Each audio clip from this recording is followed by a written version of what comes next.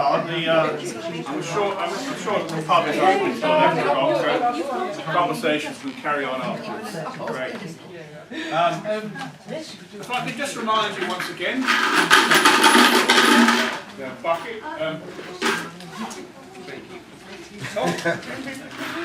There you go. He came in late, but I was just saying that the landlord gives us the room for nothing but asks us to collect from Macmillan's nurses. And last year the pub raised £20,500 from various activities. Also just want to say, if you're not on our emailing list, please leave your name at the end of the reading and we'll keep you in touch with all our gigs. Our next one here is Thursday 28th of March at 3 p.m. So from now on we'll be on Thursdays throughout the year until we finish this season in November. So, we go back to our open mic readers, and I'd will welcome onto the Dodo stage Mr. Lantern Carrier.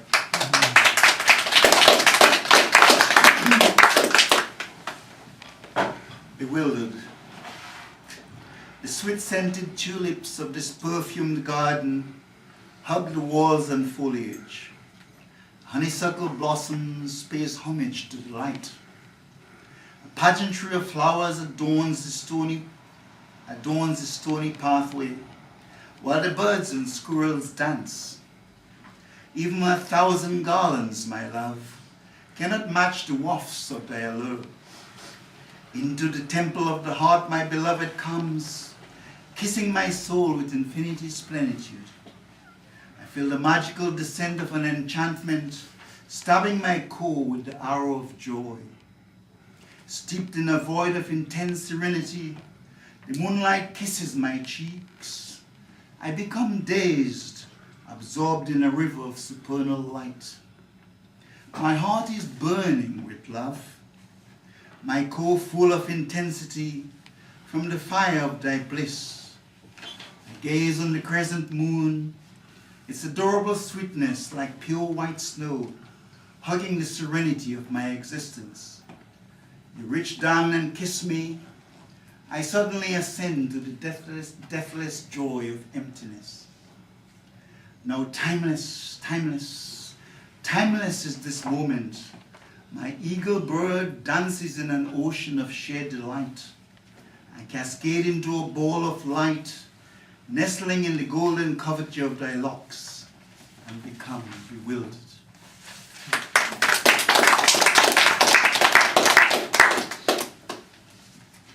Listening to the laughter of rhapsodies from the beyond. The nights were long, a few eons perhaps, but the earth gave me comfort while I wept rivers in my despair, tied my chains at the beloved feet of love. And the rose tore its garments, covering me in my nakedness. The sky sent its blue veil so that I should not be ashamed. Love said, I am your shadow and your light, your star and your starlight too. I lie in your bitterness as the alchemist that will mold you into sweetness. Come, in my orchard there are sweet-scented flowers, the tasteful delight of sugarcane juice. The hummingbird sings to the baboon, and the butterflies waltz for the grasshoppers. What is the meaning of this? Lantern says, when the eye of love shines on the heart, the allergy of ignorance vanishes, allowing the joy of stillness to emerge. The void bears itself, kissing the breath of moonlight. Only there is no sound, simply the emptiness of silence, where the form like mist breaks into the formless, dancing to the laughter of rhapsodies of the unborn. Thank you. Lantern Carrier.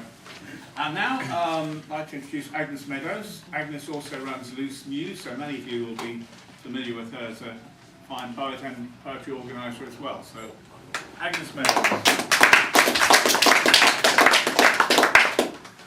Thank you, Patrick.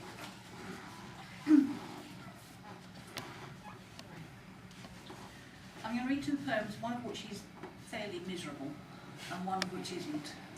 But the misery is because of what it's about. In 2012 I was invited to the Babylon International Poetry and Arts Festival in Iraq, and one of the things that we saw when we were there was a mass grave of 13,000 disappeared Iraqis, women, children, missing since 1919, butchered by Saddam Hussein for no other reason than he could. So this poem is about my reaction, our reaction to that. It's called On a Morning in May at Al-Mawahil, near the city of Al-Hillah.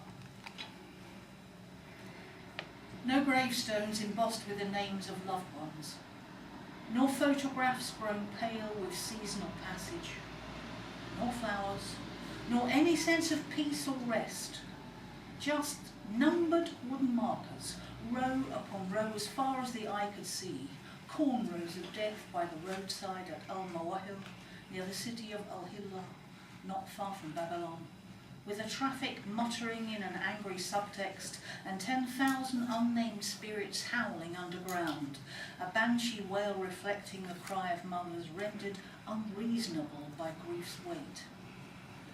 Have you ever seen a woman so torn apart by woe that her mouth has become a gaping wound, her lips drawn thin over her teeth in a parody of laughter, her eyes blinded now with anguish?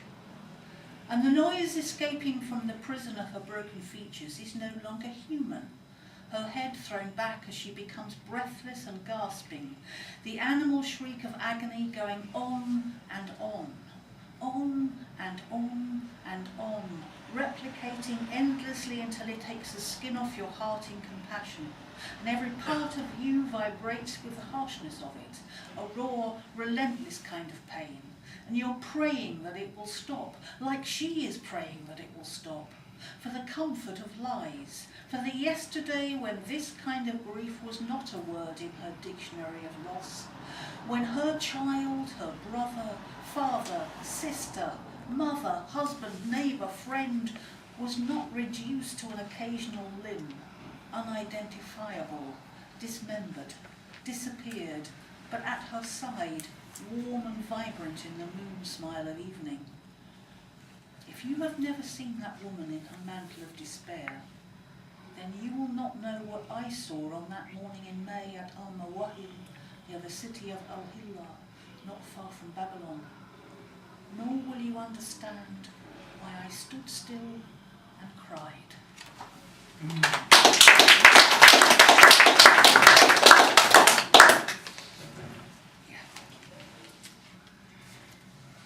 And this is something a little lighter. It's called Saying Goodbye to Things.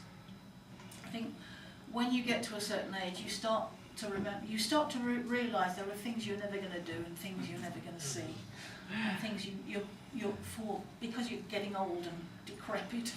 Things that you're going to have to say goodbye to. And this is kind of that, saying goodbye to things, which I wrote in November last year.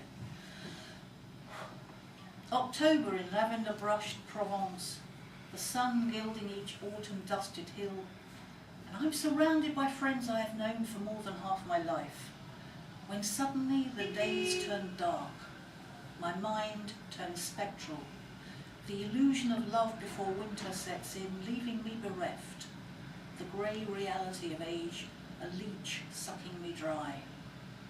The time of saying goodbye to things has finally arrived. Goodbye to the dress, reminding me of a summer when heads would turn at my passage, to steeple-high shoes stilting me into sensuality, to cheap hotels in dangerous towns, dangerous lovers, bad boy lovers, languid, slow-hand lovers, almost illegally young lovers.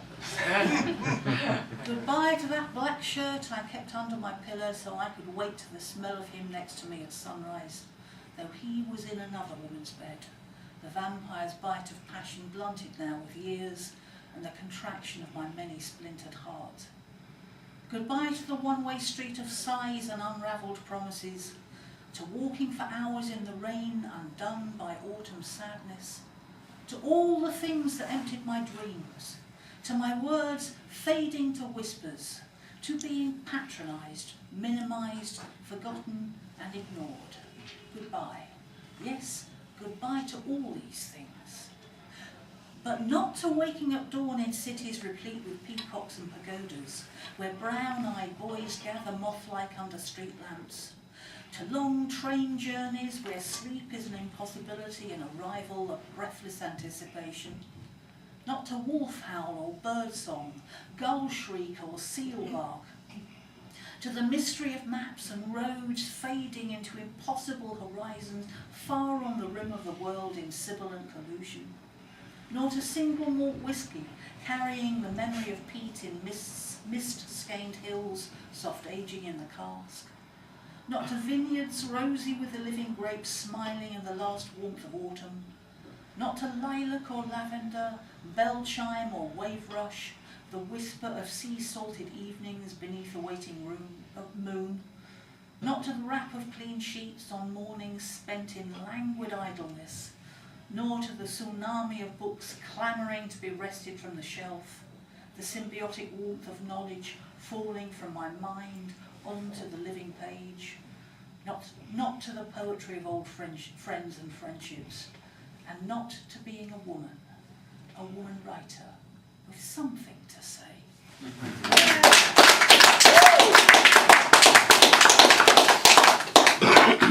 That was Agnes Meadows not saying goodbye to very much.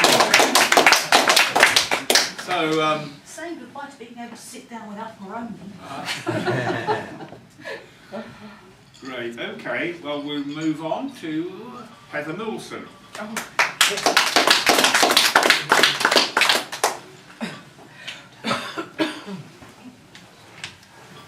Oh yes, yes. Well, the first one is it's called Car Drivers, and there was nothing more painful than waiting for people to come to your party. So this is called Car Drivers. Someone should be here by now. Suppose no one comes, Julie. I hope Pete Myers will. But then he might get off with that scrubber, Kim Webb, in me own house. Oh, God. But I'll have to watch them dancing to me Rod Stewart records. Or she could be watching us. She won't like it. Do you think my lyrics top goes with this maxi skirt? I've done me hair like Lindsay DePaul. What do you mean, Wendy Richard, you cheeky cow? Well, someone's pulled up. Oh, Julie, why do we get Anglia drivers, never Capri ones? We just don't have what they want. At Linda Cook's everyone came, never missing out on hers, searching her honey skin and hazel eyes, desperate for an invite. I nearly had a snog with Pete at Janet Kett's party, our breath on each other's faces, the same reek of cheap cider and 10 number 6. I was so close. I'll never get there, will I? I'll never get off with a boy. Why can't I be on a pill like Jane Birch? How many boyfriends has she had? No, she's not invited. She'll only go straight upstairs. But I'll settle for actually going out with a boy. Stick on the monkeys, we'll listen to them and try to forget about the doorbell not going. Have we got enough cider? I've nicked my dad's Watney's Party 7. I hope someone's got a can opener. Sod crisps, there'll be fag butts in the bowl. Whose bright idea was this? I'm going to sit in my room and read Clockwork Orange again. Tell me when it's all over. Thank you.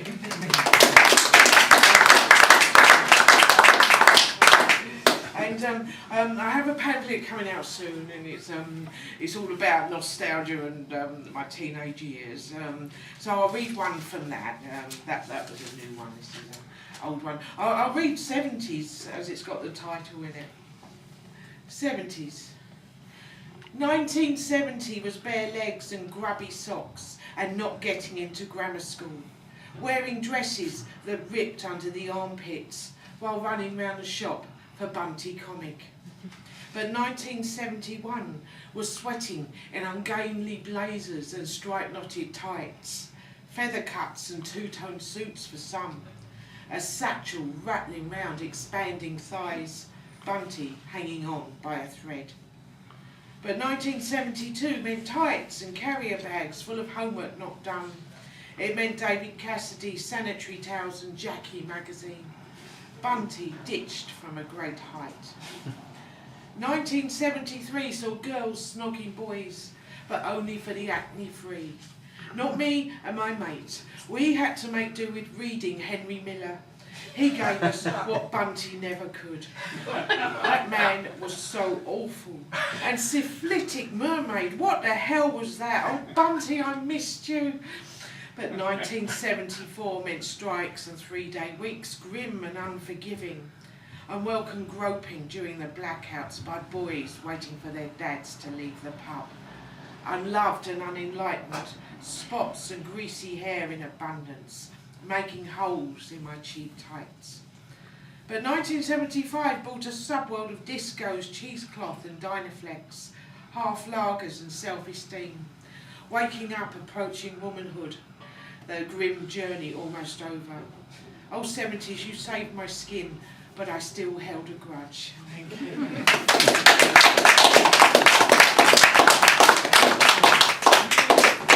Thank you, Heather. Look forward to seeing your pamphlet when it comes out, probably.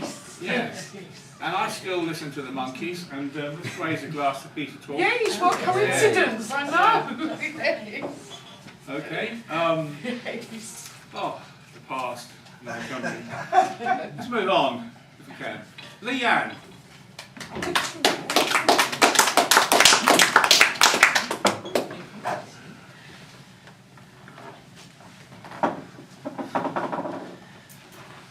I will share with you a folk song that I wrote. It's called Morecambe Bay. I'll read it in English first, and then I'll sing it in Chinese and drum along, so I'll make some noise. In English, I've used 2 Chinese words on one vocable.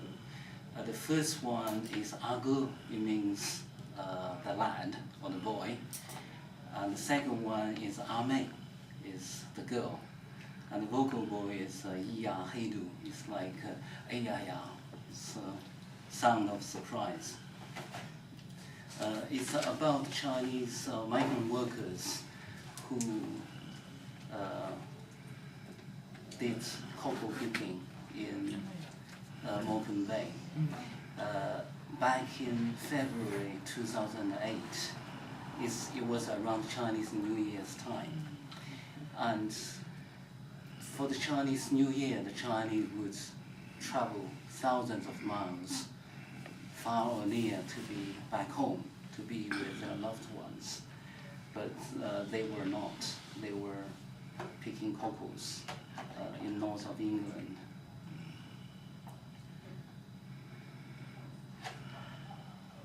Darkens the sky, soon comes the tide. Argue's gone to the bay. Morecambe Bay, cocos fresh. Out pops a charming maid. Iya Heidu, cocos alive. Darkens the sky, soon comes the tide. Ame's gone to the bay.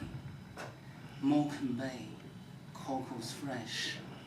Out jumps a charming lad. Iya Heidu, cocos alive. Argue's gone to the bay, followed by his army. Cocos they pick on Morecambe Bay. Iya Heidu, cocos alive. Darkens the sky, soon comes the tide. Argue and army have gone to the bay. Morecambe Bay, cocos fresh. Out pounces a swollen tide. What a big tide, what a dark tide. In sinking water, they are carried away.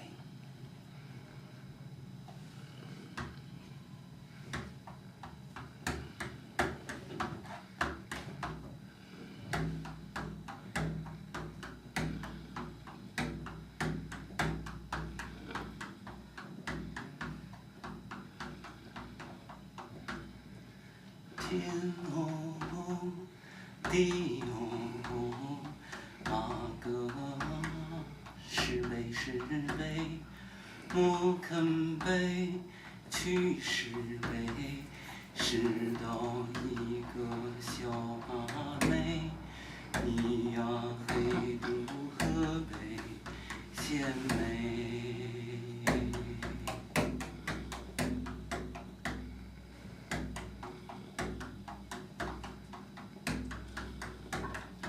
天哦，地哦，阿妹啊，是悲是悲，莫肯悲，去是悲，是到一个小阿哥，你呀黑渡河北鲜美。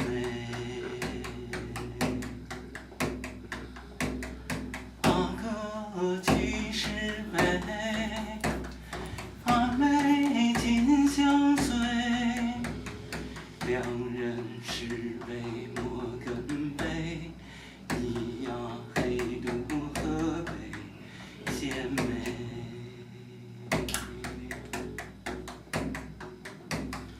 你呀黑渡河北鲜美。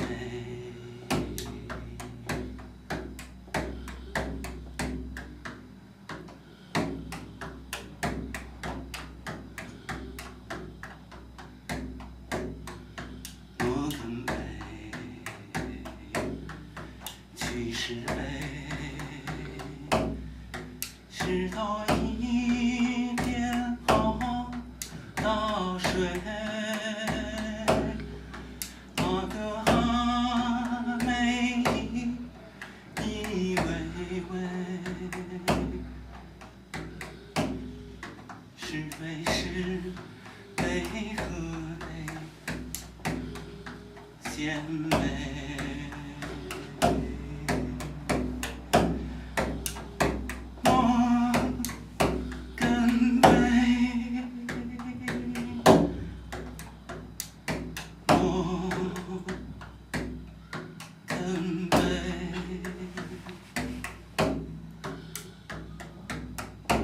是悲是悲，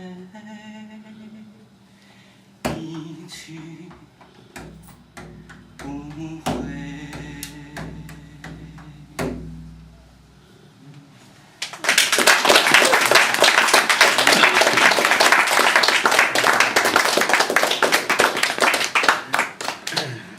Thank you very much for the yarn.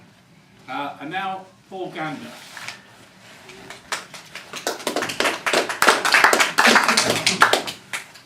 Sorry, I can't really follow that with a music very comfortable. You probably wouldn't thank me if I did. I just wonder if anybody here has been curious enough about a house that's had a for sale sign up outside it to actually go to the estate agent and be shown around to wasting the estate agent's time, but actually getting to see the house. Anyway, this is a kind of fantasy along those lines, really. There's a use of a phrase which probably some of you who are as old as I am might know from The Price is Right. Get to come on down in there somewhere. Anyway, it's called, working title, Not Quite a Buyer, Much More Than a Seller. That's seller with a C, as you will see. An unobtrusive townhouse, obtruding not one bit. White neoclassical facade, the perfect local fit. A shiny suit, a shiny smile, hair shiny, monochrome, a matching air of unctuousness. Sir, please, your future home. Inside, a floor so polished it seems a lake of ice. Deep down, peering back up at me, my own astonished face. And then you saying, now come on down. Down steps of gold and silver, we leave daylight behind. We recognize that muscle can help to shape the mind. In blue light, treadmills, presses, each type of gym machine, the unworn leather glistens, The unused metal gleams. On either wall, large mirrors, our image multiplied. We know our clients like the sense of others at their side. But he's already saying, please, come on down. Down spiral stairs on carpet, soft and springy, blackest black, the next floor. Now a haven where Sir might come to relax. The audio-visual seating would swallow bodies whole. There's massage for your back. It penetrates your soul. The screen leaps into life, would pull you to its depths. The sound is so profound, it squeezes every breath. And still he's saying, come on now, come on down. Down narrow stairs this time. The next floor is glassed off. My guide keeps heading down. I stop. He just says, stop. The opaque glass slides back, reveals a half-lit space. A line of doors, more cells than human habitation. And here a heavy chain across the doorway swings, but silently, as if some force kept link from grinding link. But I'm being told to come on down. Downstairs that seem to sink into a pink penumbra. We come upon a spa. It hums to life. 100 jets jump to attention. Fountains, whirlpools pulse. You will agree, he says, it's really something else. A still pool sits alone. A still pool sits alone. The room is lit in red. The water shines red too. I touch. Could it be blood? That voice is growling, come on, sir, come on down. Swallowing that growling is a glare of heat and glowing. Boilers or furnaces? I have to leave. I'm fleeing, back through all that redness, back up past the chain, back past screen and sound and mirrors, back to daylight again, across the icy hall, the sun, the sky, the street. The swirling of humanity never was so sweet. I'm just jealous I haven't got a house like that. This is a bit more of a sort of ramble around history and different versions of the future, I suppose you could say. It's called Open Return. No track ever ran through this street that I know of. Yet here, through this tunnel of too early nightfall, a train shadows me. I peer back.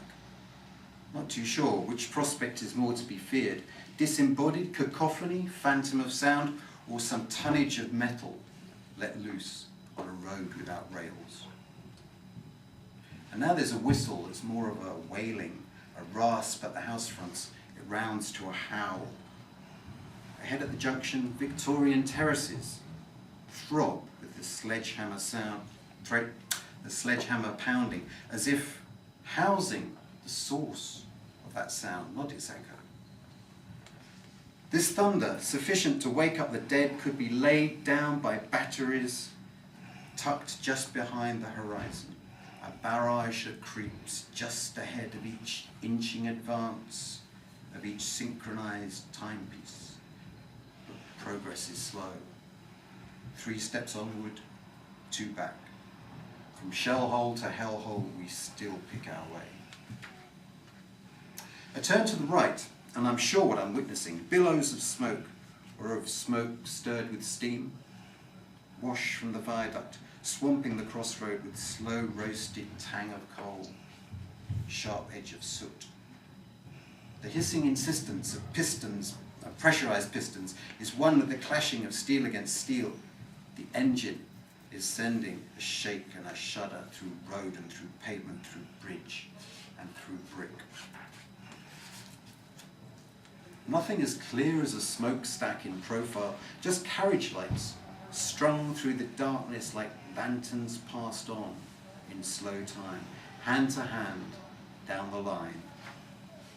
Soon nothing remains of that ghost locomotive. It's glowing, it's belching, momentum and friction, it's traction, it's torque. No more cogs, large or small, to tick round the face of a clock, close some circle. It rolls like a wave tipping over and folding to a new crystal palace, glass box filled with promise, or onto the Channel ports, onward to France.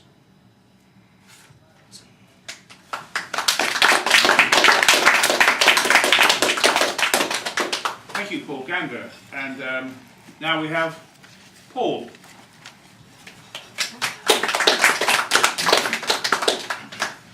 Good afternoon. I'll make this short. I did these on Sunday in a cemetery. I saw the children's graves, some as young as one, all with their sorry, I can't read my own writing. All with their own story, of course. Quite striking to see their own. You want some light, Paul? No, sorry, it's my glasses underneath. Sorry, I should have my glasses. I had to type it out. Quite striking to see their own toys atop the grave. Oh, thanks. Thank you. Can't read. Where the tiny body would lay. All I can do is imagine the sting in the hearts of those people, the tears at the service, oceans of tears, desperate wrenching pain. This I'll never know. I wish them all well. The stars at their lost ones shine bright overhead, for they are all well.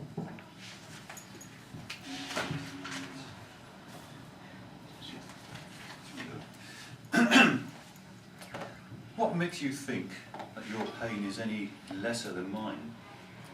I do not suffer. I wasn't as connected. You need not feel guilt. I am here and happy to listen. Let me be your shoulder. It's okay, really. You've plenty of time. Say whatever comes. Take this opportunity. Be yourself. Your own true self. I have ears. I have arms to shroud you. You are always welcome in my door. I do not judge. Be yourself. You can tell me anything at all, or nothing, if you wish. I'll be there all the same. Be not concerned, I have not grieved. It simply wasn't meant to be. I wear a smile. Spring is coming, new life. Feel no guilt that you suffer such loss. I feel no damage. I can share your space. I've much strength. Yours, should you need it.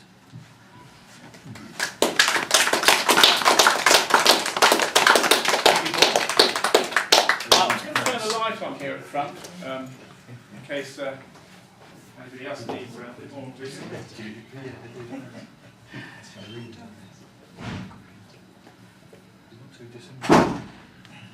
That's really helped.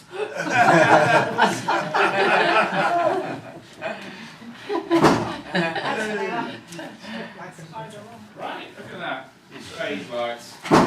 Okay, the last of thank you very much, Paul. The last of our open mic readers this afternoon is Camilla Reeve. I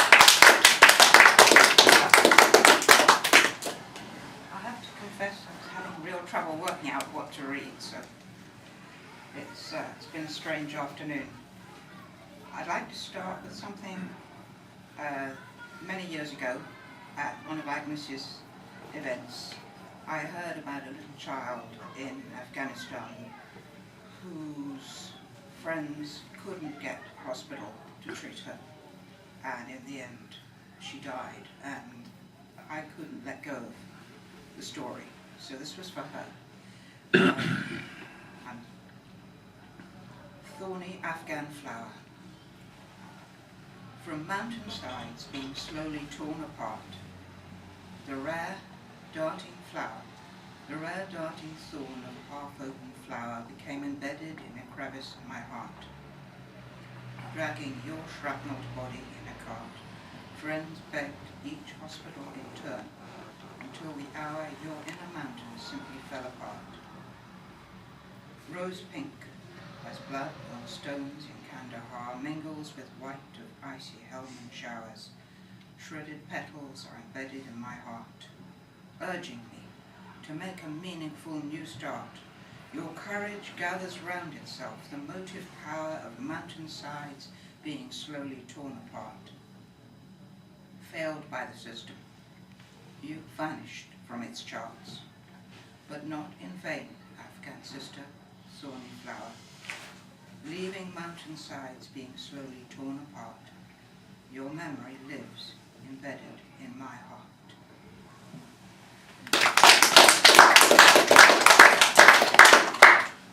And when poems like that come along and you can't get them out of your head, you have to somehow make some kind of peace. And this is a vision that Gaia might have when she looks at the earth. Gaia's children. I lie here while the rivers of history snake their lazy ways around me. Shawanasi, Awashtanam, Tetapawasi, bright waters far away going. Along their banks, obscured by rampant leaves, rise and fall proud names like Angkor Wat, Thebes, Gedi. Exotic birds flirt through the branches of uncounted trees. Swept up by empire, unprotected by religion. Smoke drifts from cooking pots, from villages destroyed by fire, from cities. Rain spits against a bricked-up hearth, assuaging grief that may not be forgotten.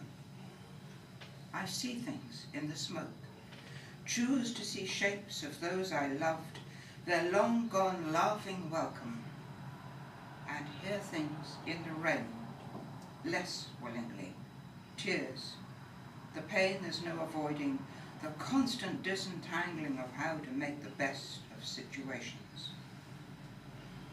At the river bend, a woman stands, basket on head, baby on hip, surveying the water's flow, naked except for a swirl of weed around one ankle, smiling gravely, in the moment, but seeing past it, to last year's death of mother, to not yet other children.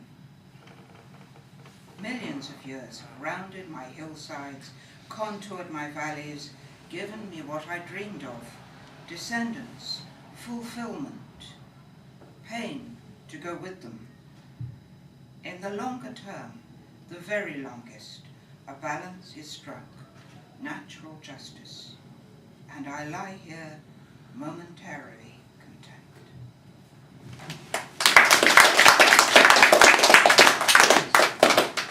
Thank you very much, Camilla. And so we move on.